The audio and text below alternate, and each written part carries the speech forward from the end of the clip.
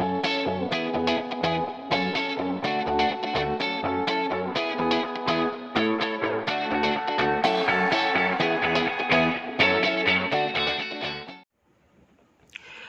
की पहली virtual film जब होके भी से बतौर संगीतकार पुनीत दीक्षित नजर आने अपना करियर शुरू कर रहे हैं। इससे पहले वो तमाम गाने गा चुके हैं, कई गानों को संगीतबद्ध भी कर चुके हैं, लेकिन पहली बार वो किसी फिल्म के लिए म्यूजिक डायरेक्टर के रूप में काम कर रहे हैं।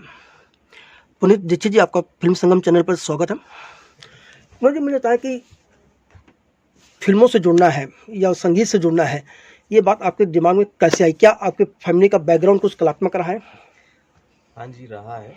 मेरे दादाजी बहुत अच्छे संगीतकार थे, बट वो कमर्शियलाइज उन्होंने कभी नहीं किया इस चीज़ को कि यार हमें इससे पैसे कमाने हैं या हमें इसे प्रोफेशन बनाना है। तो वहाँ से मैंने म्यूज़िक सीखा, और इतना कुछ खास म्यूज़िक सीखा नहीं, बट हाँ, मैंने म्यूज़िक के बेसिक्स सीखे थे वहाँ पे, और मैंने उनसे हमेशा गायकी के बारे में कुछ कुछ पूछता रहा कि आप कुछ बताइए, तो वो मुझे सिखाते थे। बट एक पैशन था वो भट्ट साहब की फिल्मों को देख के कॉलेज में और स्कूल में कि हमें इनकी फिल्मों में गाने गाने हैं। म्यूजिक डायरेक्टर बहुत ही वो बात हो जाती है कि आपको म्यूजिक डायरेक्टर बनने के लिए बहुत कुछ सीखना समझना पड़ता है। सिंगर बनने के लिए आपको गायकी आती है तो वो हो जाता है आपका काम। तो म्यूजिक डायरेक्टर बनना इज़ वेरी डिफिकल्ट। तो पता नहीं था कि देखिए, बहुत आज की डेट में स्ट्रगल है यहाँ पे। अपनी आवाज़ लेके आना फिल्मों के अंदर बहुत डिफिकल्ट है। तो मैंने कभी नहीं सोचा था कि म्यूजिक डायरेक्टर बनूंगा, लेकिन मैंने ये तो सोचा था कि मेरे को सिंगिंग तो करनी है इमरान हाशमी के लिए। तो इमरान हाशमी के गाने देख के हम कॉलेज हमारा गुजरा है, जवानी निकली है, जैसे आपकी जवानी निकली होगी। किशोर दा के, रफ़ी साहब के गाने सुन के हमारी निकली है, के गाने सुन के, इमरान हाशमी के गाने सुन के। तो एक ये डिज़ायर तो था कि इमरान हाशमी के लिए गाना गाना है। तो इमरान हाशमी तक पहुंचने के लिए आपको कोई तो रास्ता दिखता है, तो वो फिर एक नाम दिखाई दिया जो थे भट्ट साहब। और समझ में आया कि भट्ट साहब से अप्रूवल मिलेगा तो आपकी आवाज़ या गाना पिक्चर में आता है। तो वो एक जर्नी थी कि यार ये 2008 में मैंने सोचा था अपने स्कूल में बैठ के कि यार मुझे ये करना है। एंड 2019 के एंड में मैं पहली बार भट्ट साहब से मिला, और उन्होंने एक शो बना रहे थे वो दिल जैसे धड़के धड़कने, तो स्टार प्लस के लिए, तो उन्होंने उसके लिए मुझे बुलाया था गाने के लिए। And suddenly this lockdown happened, and उसके बाद फिर हमने काफ़ी वेट किया कि अब बॉस बुलाएंगे, लेकिन फिर उन्होंने नवंबर में फाइनली बुलाया, जब उन्होंने जुदा होके भी बनाना स्टार्ट किया। देन उसके बाद से कर रहे हैं काम, आगे भी कर रहे हैं काफ़ी फिल्में उनके साथ में, और उनको काफ़ी अच्छा लगता है मेरा म्यूज़िक। वो अप्रिशिएट करते हैं कि कुछ तो अलग करते हो तुम। तो मुझे बोलते हैं जंगल से आए हो तुम, तो मैं एमपी से हूँ, तो जंगल में हमारे रिसोर्ट हैं, तो उनको लगता है कि मैं वहीं से आया हूँ, तो जंगल से मैं एक एक पीस लेके आता हूँ। तो इस तरह से वो देखते हैं मुझे। जैसे आपने कहा कि गायक बनना आसान है, संगीतकार बनना आसान नहीं है, तो आपने संगीतकार बनने के लिए क्या क्या तैयारियां की? देखिए, तैयारियां कुछ नहीं की। संगीतकार बनने के लिए आपको सबसे पहले तो दिमाग में ये डालना पड़ता है कि भैया धुन ऐसी बनाओ जो लोगों के दिमाग में घुसे। तो वो धुन का खेल है। वो एक ऐसी धुन, एक मेच्योर धुन, एक ऐसा गाना, एक ऐसी ऐसी अ, एक ऐसा स्पेस जो कि लोगों को कुछ महसूस करने पे मजबूर कर दे।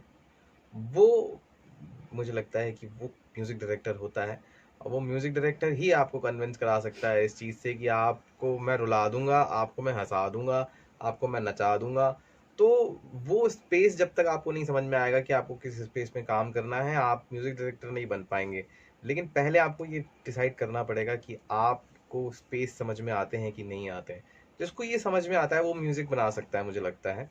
म्यूज़िक डायरेक्शन डिफ़िकल्ट इसलिए है क्योंकि म्यूज़िक डायरेक्शन में बहुत ज़्यादा प्रोसेसेस हैं एक एक उसको गाने को बनाने की। जैसे डायरेक्शन है बिल्कुल, कि एक्टिंग करना एक अलग बात है एंड डायरेक्शन करना एक अलग बात है। बिल्कुल यहाँ पे भी वैसे ही है कि सिंगिंग करना एक अलग बात है और डायरेक्शन करना एक अलग बात है। There are lot of stages जहाँ से गाना हो के निकल के वो फाइनल तक पहुंचता है, उसके बाद भी हमें लगता है कि अभी भी कुछ बाकी रह गया है इस गाने में, यार ये तो हो जाता और अच्छा हो सकता था ये, तो वो कभी मन नहीं भरता। तो इसीलिए म्यूजिक डायरेक्शन थोड़ा डिफिकल्ट है कि वो स्टेजेस हर किसी को इतनी जल्दी समझ में नहीं आती, लेकिन सिंगिंग तो पैदाइशी होती है, बचपन से आदमी गा रहा होता है तो वो गाते गाते गाते गाते गाने लगता है गाने। तो आपने सिंगिंग में क्या क्या किया है अब तक, और कहाँ ज़्यादा पॉपुलरिटी मिली आपको? मुझे टीवी में बहुत पॉपुलैरिटी मिली थी, और अभी भी है। अब तो खैर चलो ठीक है, वो हो गया, सेटल डाउन हो गया सब। लेकिन एक टाइम था जब हमने एक शो किया था, गुड दिन तुमसे ना हो पाएगा, जी टीवी के लिए। उसके गाने बड़े हिट हुए थे, उसके गाने लोगों ने बहुत पसंद किए थे, और वो एक्सपेरिमेंट था एक हम लोगों का कि टीवी में हम ओरिजिनल गाना डालेंगे तो क्या होगा। तो अब देखिए, ऑडियंस तो सेम है दोनों जगह। जैसे मेरी माँ जो है वो टीवी भी देखती हैं, टीवी शोज भी देखती हैं, वो फिल्म भी देखती हैं। तो मुझे लगता है टीवी तो इतना बड़ा माध्यम है लोगों तक पहुंचने का, क्योंकि घर घर में है ना, हिंदुस्तान के घर में टीवी है और सभी टीवी शोज देखते हैं।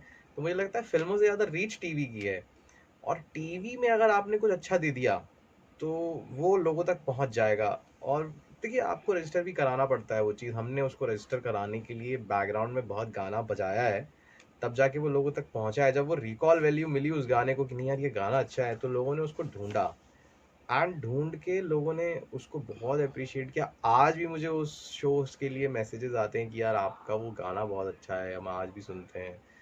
तो टीवी में I have done more than 45 TV shows as background scoring and songs and everything. तो वो एक एक्सपेरिमेंट था जो सक्सेसफुल हुआ, फिर वहां से गाने बनते गए बनते गए बनते गए, फिर अब फिल्मों में आए, अब देखते हैं यहाँ क्या होता है।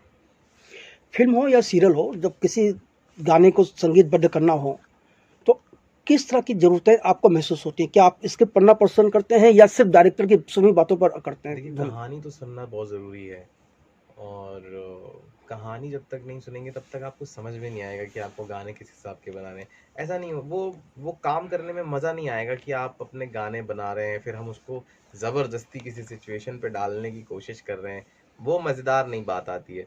मज़ा तब आता है जब आपको एक सिचुएशन दी जाए या आपको कहानी दी जाए। मैं तो स्क्रिप्ट पढ़ना पसंद करता हूँ, नॉट सीरियल के, फिल्मों के स्क्रिप्ट मैं पसंद करता हूँ। भट्ट साहब से मैं स्क्रिप्ट भी मांगता हूँ उनके कि मुझे आप पढ़ने के लिए दीजिए, मैं घुसना चाहता हूँ कहानी में कि कहानी कह क्या रही है और उस कहानी का कलर क्या है, तो कलर मैं गानों में दिखाऊंगा। फिर this is what is hit music, जो फिल्मों कर के कलर को मैच करे, वो करने में मजा आता है। और मुझे लगता है कि जो पुराने म्यूजिक डायरेक्टर हैं, जो बड़े म्यूजिक डायरेक्टर हैं, उन्होंने यही काम किया होगा, इसी वजह से वो आज इतने बड़े हैं। फिर जुदा होके भी के जो गाने हैं उसमें क्या खासियत है, आपने क्या नए प्रयोग किए हैं? देखिए, कुछ अलग गाने हैं, यही खासियत है, क्योंकि सब सब बोलते हैं हमारा म्यूजिक अलग है, हमारा म्यूजिक अलग है, लेकिन एंड ऑफ द डे वो ऑडियंस बताती है कि अलग है कि नहीं है। हम कितना भी हम अपने बच्चे की तारीफ कर दें, सामने वाला ही बताएगा, पड़ोसी ही बताएगा कि तुम्हारा बच्चा कितना समझदार है, तुम्हारा बच्चा कितना बदमाश है।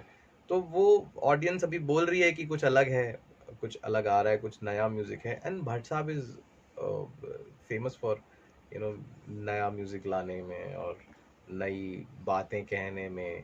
इस फिल्म का एक गाना है जुदा होके भी, वो टाइटल ट्रैक है फिल्म का।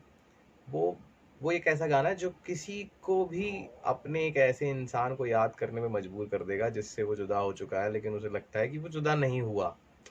जैसे कोई भी हो सकता है, शायद वो मेरा मेरा मेरा पेट है जो मर गया, या मेरे कोई कलीग हैं, मेरे कोई दोस्त हैं जो अब नहीं हैं, या मेरे कोई फैमिली मेम्बर है जो नहीं है, जिनको मैं फील करता हूँ कि दे स्टिल इनसाइड मी, आज भी वो मेरे अंदर है। तो वो उस गाने से कनेक्ट करेंगे। तो ये भट्ट साहब की खासियत है कि वो नई चीज़ें लेके आते हैं। तो अगर देखा जाए तो इस फिल्म का म्यूजिक कुछ नई बात तो कहता है, बिल्कुल कहता है। और देखते हैं, अभी फिल्म आएगी परसों, फिर पता चलेगा लोग क्या बोलते हैं। मेरा सवाल था कि आपने नयापन लाने के लिए क्या क्या किया, उसमें कुछ नई धुनें डाली है, मैंने कोई नया इंस्ट्रूमेंट यूज़ किया, क्या किया आपने? नहीं, ऐसा कुछ नहीं, गाने में जो जो ज़रूरी है वो हमने किया है। और हाँ, कुछ हमने थोड़ा एक एक गाना है जो अनदेखी राहों में, वो हमने थोड़ा स्पैनिश स्टाइल में क्रिएट करने की कोशिश की है। विक्रम सर का सजेशन था, विक्रम सर ने कुछ मुझे आइडियाज़ दिए कि यार ये ऐसा ऐसा हो सकता है, थोड़ा सा इसको लेके चलो वो वाले फील में। तो वो किया है हम लोगों ने एक्सपेरिमेंट। अब देखिए, इंडियन ऑडियंस है और वेस्टर्न म्यूजिक है, थोड़ा डिफिकल्ट हो जाता है कन्विंस कराना, क्योंकि इंडियन ऑडियंस को भी थोड़ा इंडियन म्यूजिक ही पसंद आएगा ना, जो हमारा कोर म्यूजिक है। तो बट फिर भी आजकल का जो इंटरनेशनल म्यूजिक हर जगह बज रहा है, हम भी सुनते हैं, सब सुनते हैं, तो हो सकता है कि लोग इसको भी पसंद करें। बट ये एक्सपेरिमेंट तो किया है हमने थोड़ा सा अलग करके। इसके अलावा और क्या कर रहे हैं आप? अभी तो फिलहाल मैं टीवी भी कर रहा हूँ, और टीवी में कुछ 6-7 शो चल रहे हैं अभी हमारे। एंड भट्ट साहब की फिल्म है एक 1920, विक्रम सर की फिल्म है, कृष्णा डायरेक्ट कर रही है, विक्रम सर की बेटी, वो कर रहे हैं, उसका म्यूजिक हमने खत्म किया है। खिलौने एक फिल्म है, हैक्ड है, काफ़ी फिल्में हैं, कर रहे हैं काम, लगे हुए हैं। देखिए कुछ अच्छा म्यूजिक सुनाएंगे आपको 1 साल में, कोशिश कर रहे हैं। चलिए प्रमोद जी, फिल्म संगम संग सर बात करने के लिए आपका बहुत बहुत धन्यवाद। थैंक